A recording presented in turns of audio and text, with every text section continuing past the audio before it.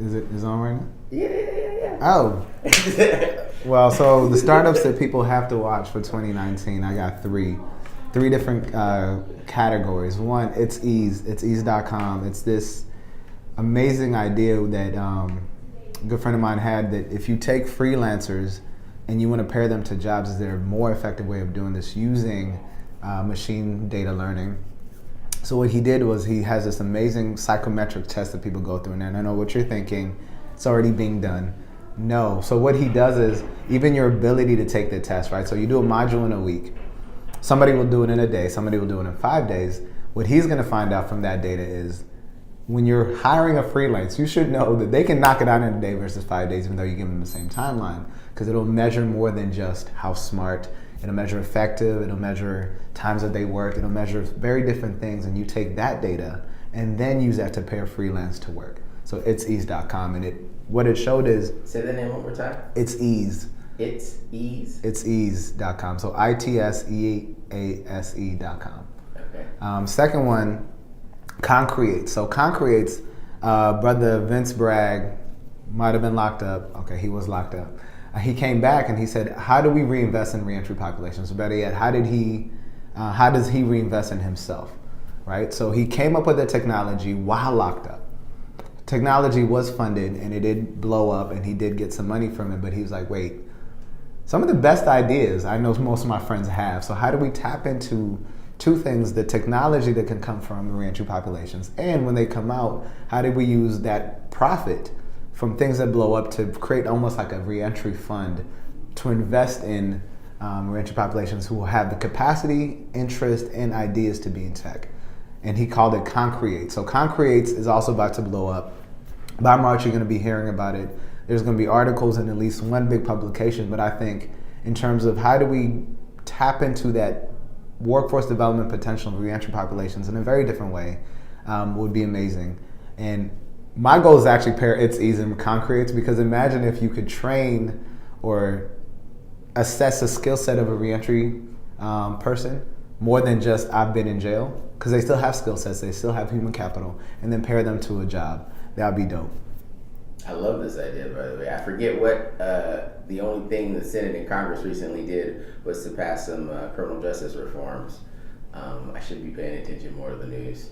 And then the other cool thing, so at South by, they actually want to do like a House of Social Impact, and that's where you get to walk through using AR and VR, the experience, what it means to come out from prison. So like on one end, you'll see this is 2017, and then on the other end, you'll say this is 1990 when I was locked up. And as much as we get how scary it is to come out, you get to see it. Like it's a different world, and we wonder why people run back to what's safe, which ironically ends up being the place that kept them captive for however many years. So that social interactive piece is also something we want people to understand. Like reentry populations they make a lot more sense than they don't.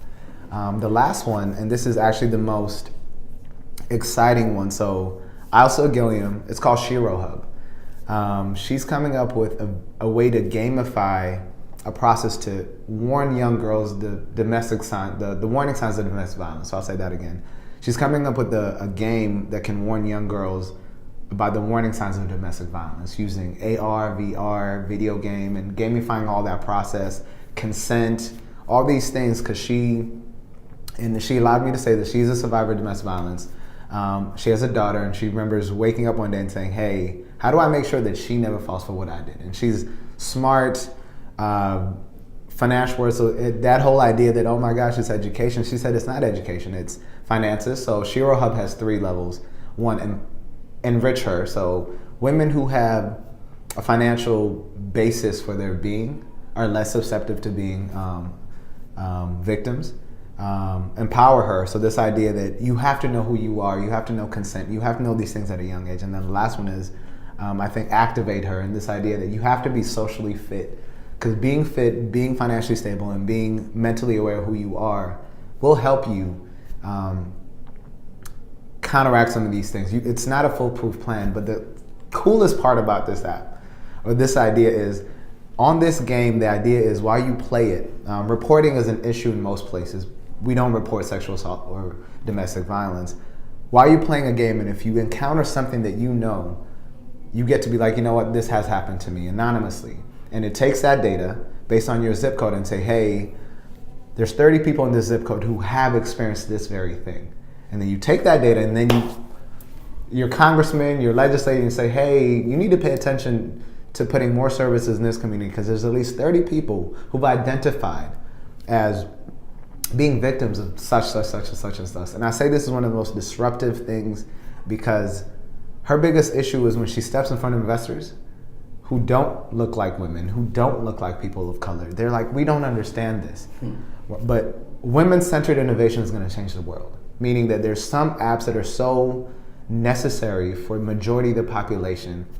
And so let's talk dollars and cents. If this resonates with most women, this is going to change the world. The GDP, the investment should be there, but for some reason, this male-centered way of looking at investing is no longer going to live. And I think this is one of the games, the apps that's going to disrupt that. So SheroHub.com, the lady's Elsa Gilliam, and that's my third app or idea that you really need to look out for. And even if you don't care to invest, if you don't really know how you can help, I always say reach out to any of these people and say, hey, the idea is dope. Sometimes that feedback to a startup person is everything they need, because everybody's like, I have this idea, but nobody thinks to get it. Let them know. I heard about you. It's Ease, Public Block, or Shero Hub, and be like, I love your idea. I love it. I love it. You heard it here from Educated Insolence.